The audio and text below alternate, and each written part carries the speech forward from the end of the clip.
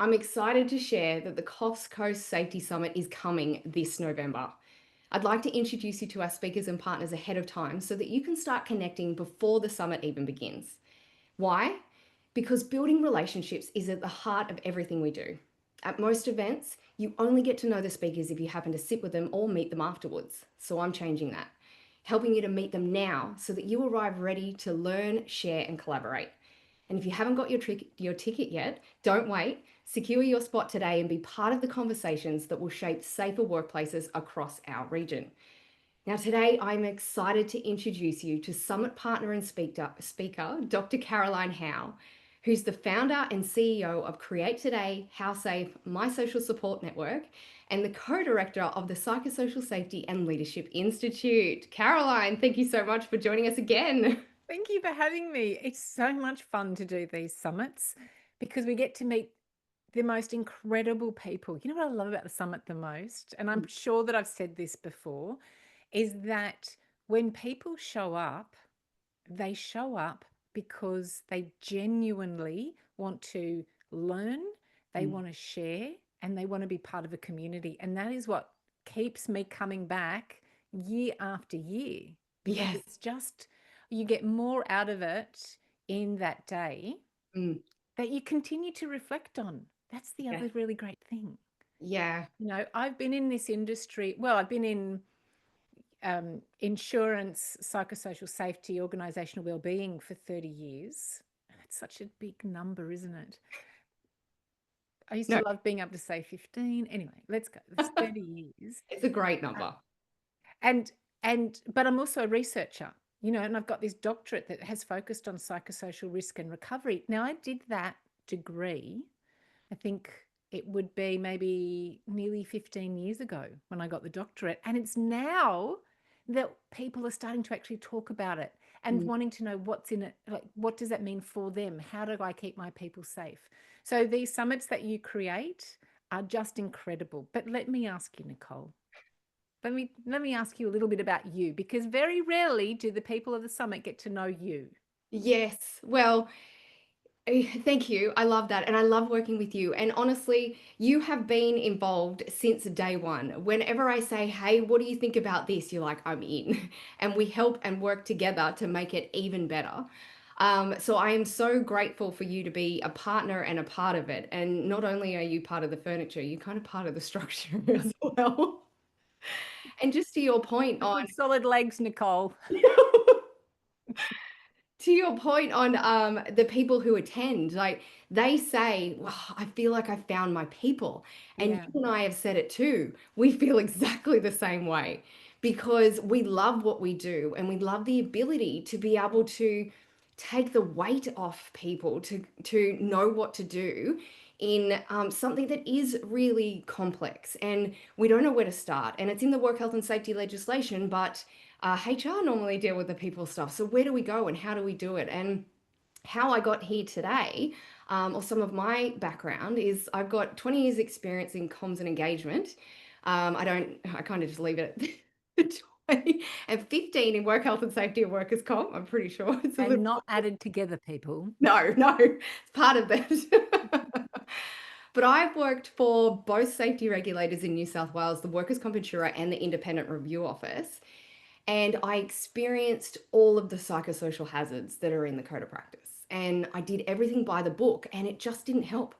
I didn't know how to speak to someone if I had the confidence, because I didn't have the confidence.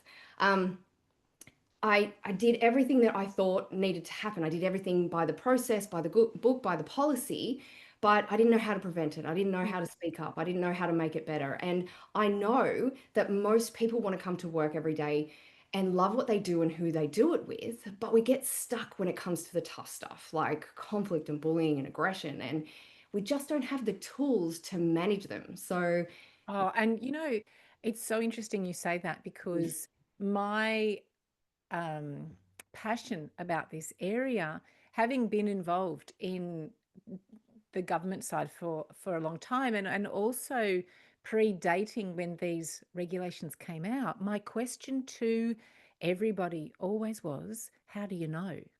Where's the evidence? Where's the data? And if you, as an entity, can't tell me what the actual evidence is that drives this, because we know it happens. Mm. And people want to be able to go, well, I want to tick that box, tick that box. How is an employer supposed to know? So how Yeah. do you then look at your workplace and you know that there are behaviors that are creating these liabilities, and you know, and it's injury risk to an individual, it is a reduction in profitability for the business. Yeah. There are so many linked risk areas Mm. because of psychosocial risk, because we're effectively talking about people and the social environment that they're in. Yes. And so what is so important for me is to work with people to help them understand in your business what's Mm. the what for your business, what's the actual data you need for your business that Mm. shows you where the risks are. Because Yeah. I could have the 16 or 14 or whatever hazards, and if I have no depth of understanding what that actually means for my business, it doesn't mean anything. So what I love to do, and why I love working with you so much, is to how to translate that so it's just accessible. People can understand the behavioral science. Why do people do things the way they do? And then that creates the environments that they work in. How do you create a culture that becomes safer Mm. and is then more consistent and allows people to feel safer? Mm.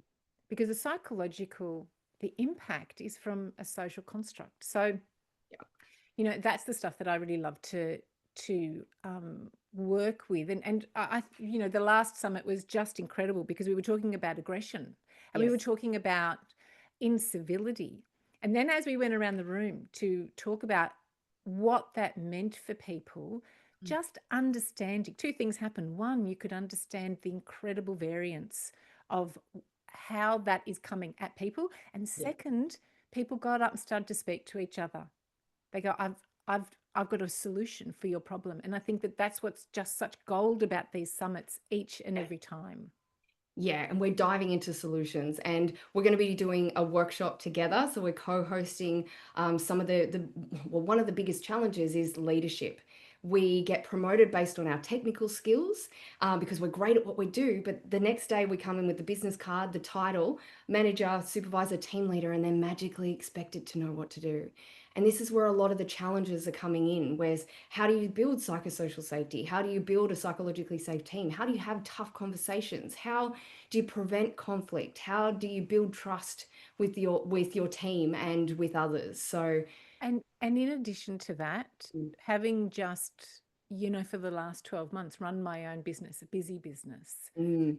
Um, and it is all very well and good to look out for your staff, but as an employer, the risks of getting burnt out are extremely high.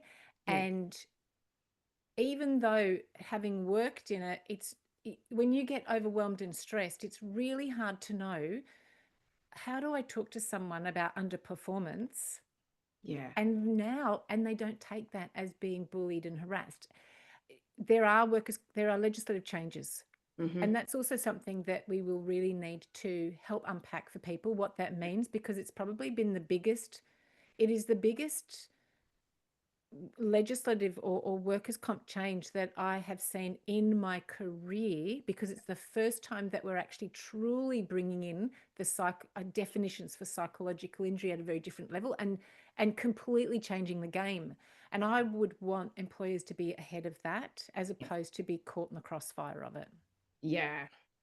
So cannot wait to meet you at the summit. And look, if you'd like Again, again. again.